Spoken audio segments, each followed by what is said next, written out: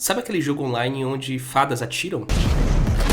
Apesar de todo o trabalho gráfico maravilhoso que eles têm, bem lá no fundinho, bem lá escondidinho, eles têm um logo. E esse vai ser o tema do nosso vídeo de hoje. Como fazer o logo do Valorant usando grids no Illustrator. Se você já curte esse conteúdo, deixa seu like aqui embaixo e se inscreve no canal se você não é inscrito. Seja muito bem-vindo e seja muito bem-vinda. Eu sou Ericles e aqui no canal a gente fala sobre design e hoje a gente vai fazer aqui um trabalho de grids no Illustrator. Só que, diferente dos vídeos anteriores, eu vou mostrar um grid um pouquinho diferente. Mas antes disso, vamos olhar o logo e tentar desmembrar ele? Bom, esse aqui é o logo do Valorant. Antes de qualquer coisa de chegar e abrir o software, você tem que entender o desenho. Nesse caso, o que a gente pode entender dessa forma é que possivelmente é formado por um triângulo. Vou fazer aqui mal feito, mas você vai conseguir entender, certo? Se pudesse levar aqui até o topo e esse aqui internamente é um desenho de um V mesmo, né? Só que tem partes ocultas através desses cortes aqui nas laterais.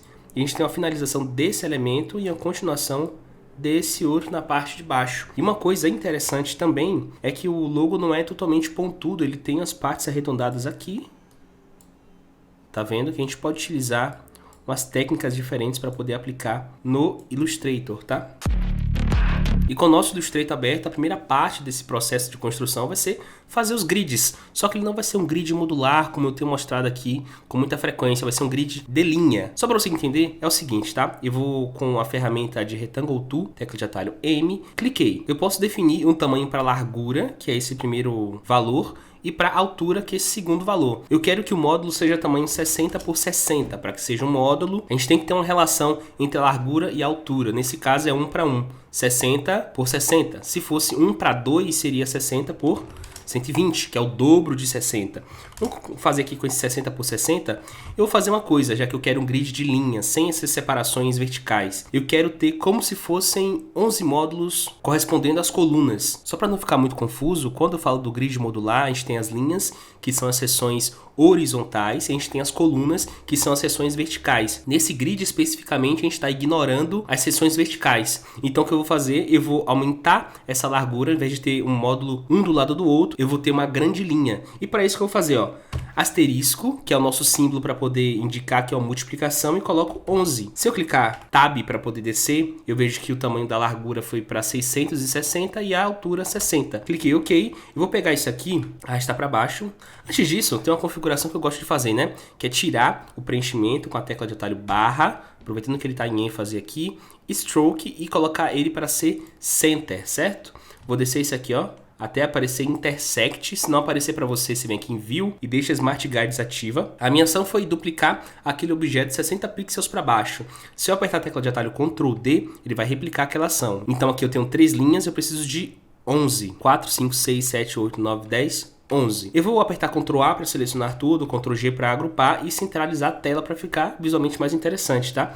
Ctrl Shift G para desagrupar. Como é que eu sei que é um grupo? Além de lembrar que eu apertei Ctrl G, você pode olhar aqui, ó, na parte superior à esquerda, o tipo de objeto. Ctrl Shift G, ele vai aparecer que o tipo de objeto é um retângulo. E em que isso se difere do grid modular? Eu vou criar aqui um quadrado tamanho 660 por 660 e na minha opção Split into Grid, eu vou colocar um grid 11 por 11. Perceba, primeiro ponto, que a gente está fazendo a partir de quadrado 60 por 60. 11 módulos por 11 módulos, que faz com que tenha 11 colunas, que são as seções verticais aqui, por 11 linhas, que são as seções horizontais. Só que eu não preciso disso. Aqui o desenho é mais simples. Para esse símbolo é interessante. Uma coisa que eu gosto de fazer aqui é diminuir a espessura, para a gente conseguir separar o que é grids do que vão ser as guides e nomear. Aqui, ó, grids, eu vou bloquear a visualização dele, vou criar uma outra camada clicando aqui embaixo, você pode clicar aqui em cima, New Layer, e vamos em Guides. Guides eu vou deixar com a espessura de 2 pontos. Poderia ser 1, poderia ser 4, sei lá, tanto faz. Uma coisa interessante desse símbolo é que quando eu fui experimentar para poder entender quais são as relações que estão sendo criadas, ele não tem um ângulo de 120 graus, que é normalmente o ângulo de um triângulo equilátero. Ele usa 130 graus, ó que doideira. Então o que a gente vai fazer aqui, ó? Eu vou primeiro aqui criar uma linha para marcar o centro desse grid. Uma coisa que eu gosto de fazer aqui é deixar o comprimento da linha em números inteiros, ao invés de ter aquele decimal esquisito assim, te deixa 700 certinho. A partir dessa intersecção entre o meio do grid e essa parte aqui, que é a base do nosso grid, a gente vai clicar com a Line Segment Tool ativa, cliquei. Eu vou definir o comprimento da linha, pode ser 700, e o ângulo dela. Lembra que eu falei que eles não estão usando 120, que é normalmente de um triângulo equilátero, e ao invés de 130? 130. Perceba que no gráfico está indicando que ele vai para cá. Aperto OK, eu tive minha primeira linha. Eu fiz os testes com a diferença de ângulo de 130 e 120 graus e você percebe claramente a importância da experimentação e como fica feio com 120 graus, pelo menos utilizando os mesmos grids. Talvez você esteja se perguntando por que um triângulo equilátero tem 120 graus, que negócio, não entendo nada disso. Primeiro ponto, o que você tem que ter em mente, um triângulo é um polígono de 3 lados, certo? 3 ladinhos.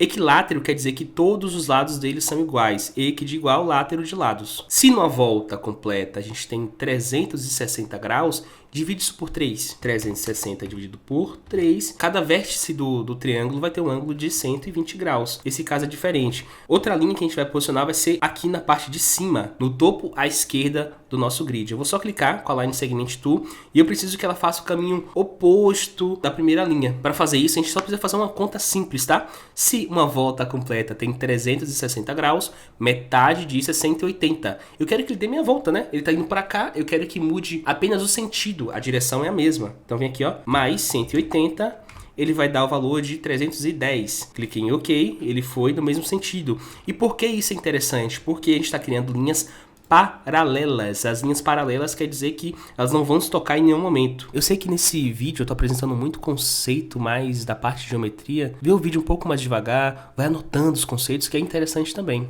E ao invés de fazer o processo para o outro lado, eu vou só espelhar o que a gente tem aqui, ó.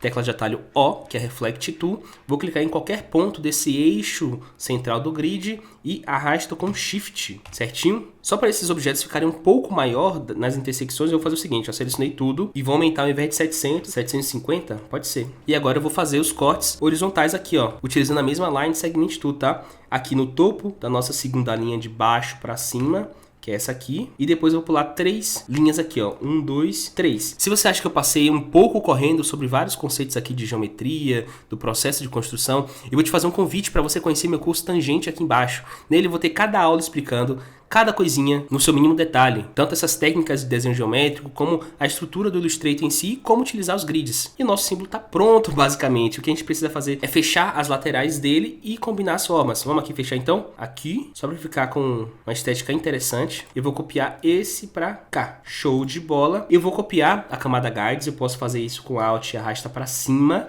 ou você pode chegar aqui nesses 3 tracinhos e apertar Duplicate Guides, e vou chamar isso aqui de final. Posso ocultar as guides, eu faço isso porque, caso eu faça alguma meta na combinação das formas, eu tenho um backup salvo. Tanto por isso, como também na apresentação do símbolo, eu quero manter as guides, para explicar como é que foi o processo de construção desse objeto aqui. Shift M, que é a nossa ferramenta construtor de formas, o Shape Builder, eu vou apertar Shift X para fazer o quê? Perceba aqui, ó, no Color Picker, que é esse objeto do lado esquerdo, que a gente tem aqui o contorno preto e sem preenchimento. Se eu aperto Shift X, eu inverto. Coloco agora para ter o preenchimento preto e sem o contorno. Clique e arrasto para poder somar as formas aqui. Tuf, tuf, tuf. E essa aqui é só o clique. Cliquei. Eu vou selecionar tudo que eu quero, que são esses 2 objetos preenchidos. Ctrl X para colocar na área de transferência. Veja que sobrou um monte de lixo aqui, tá? A gente faz Ctrl A para selecionar todo o lixo. Delete, Ctrl Shift V para colar aquele treco no lugar. Se eu apertasse Ctrl V, ele ia colar um lugar aleatório aqui. Então Ctrl Shift V. Show de bola.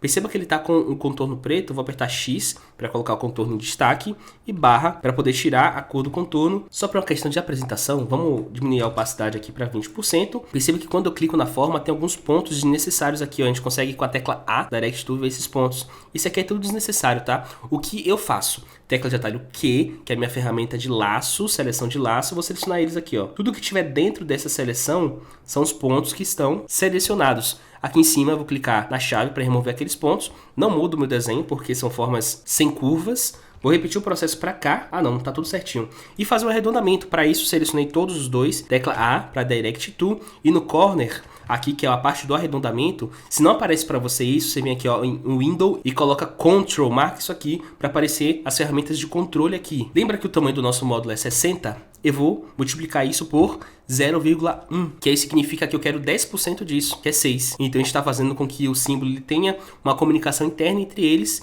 e esse é o nosso resultado. Agora sim, se você não deixou o like, deixa seu like aqui embaixo. Conhece meu curso no link da descrição. Eu sou Ericles e até a próxima.